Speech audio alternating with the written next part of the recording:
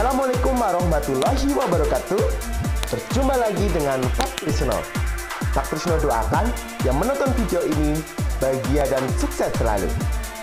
Baiklah, pada hari ini kita akan belajar bersama materi kelas 6, tema 7, subtema 2, pembelajaran 3, pemimpin idolaku.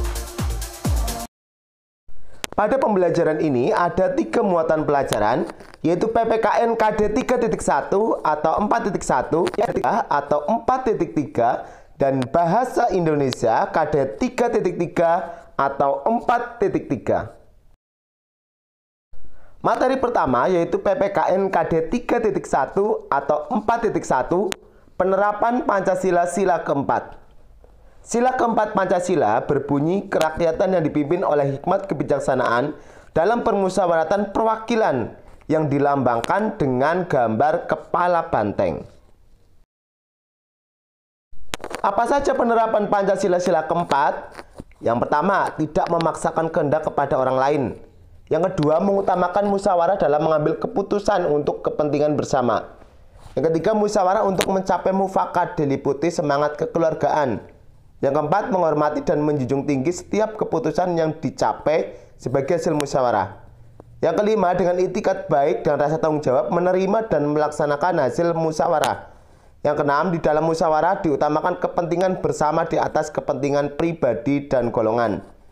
Yang ketujuh, keputusan yang diambil harus dapat dipertanggungjawabkan kepada Tuhan Yang Maha Esa, menjunjung tinggi harkat dan martabat manusia, mengutamakan nilai-nilai kebersamaan dan keadilan, serta mengutamakan persatuan dan kesatuan demi kepentingan bersama. Ini ada sebuah teks bacaan yang sesuai dengan penerapan Pancasila sila keempat. Kepala sekolahku, pemimpin idolaku. Namanya Pak Weli. Beliau adalah seorang kepala sekolah di SD Cemara, Jawa Tengah.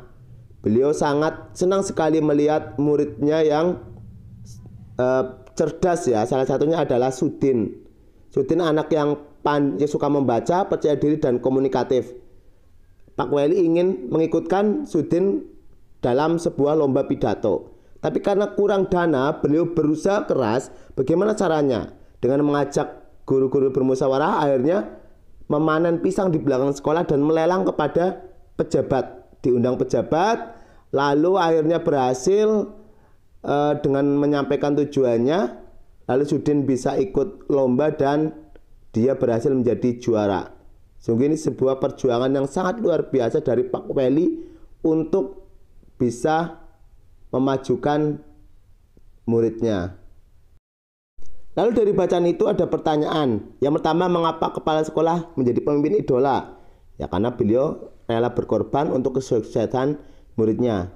Apakah mengamalkan nilai persatuan? Ya, mengerahkan seluruh warga sekolah untuk bergotong royong memanen pisang. Menerapkan nilai kerakyatan? Ya, salah satunya dengan bermusyawarah. Mengapa membantu Sudin mengikuti lomba? Karena Sudin anak yang suka membaca, percaya diri dan komunikatif, ingin menyalurkan bakatnya. Apa yang kita bisa teladani? Ya, karena beliau adalah sosok yang rela berkorban untuk muridnya.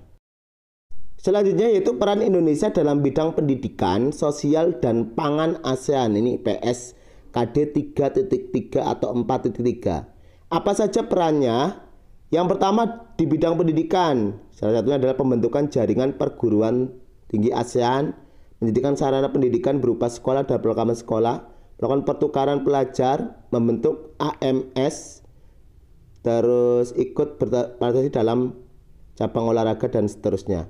Di bidang sosial, selanjutnya menyepakati pembentukan ASEAN Ministerial Meeting on Women, menjalin kerjasama kepemudaan, menjalin kerjasama di bidang kepegawaian dan administrasi, dan seterusnya. Nanti bisa dibaca sendiri ya.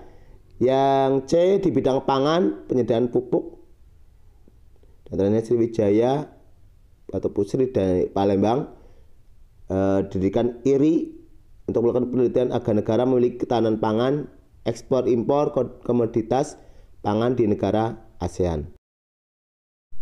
Langkah-langkah membuat teks pidato Bahasa Indonesia KD 3.3 atau 4.3. Kita tahu bahwa bagian-bagian pidato terdiri dari salam pembuka, pendahuluan, inti, penutup, dan salam penutup. yang setiap poinnya sudah dijelaskan ya.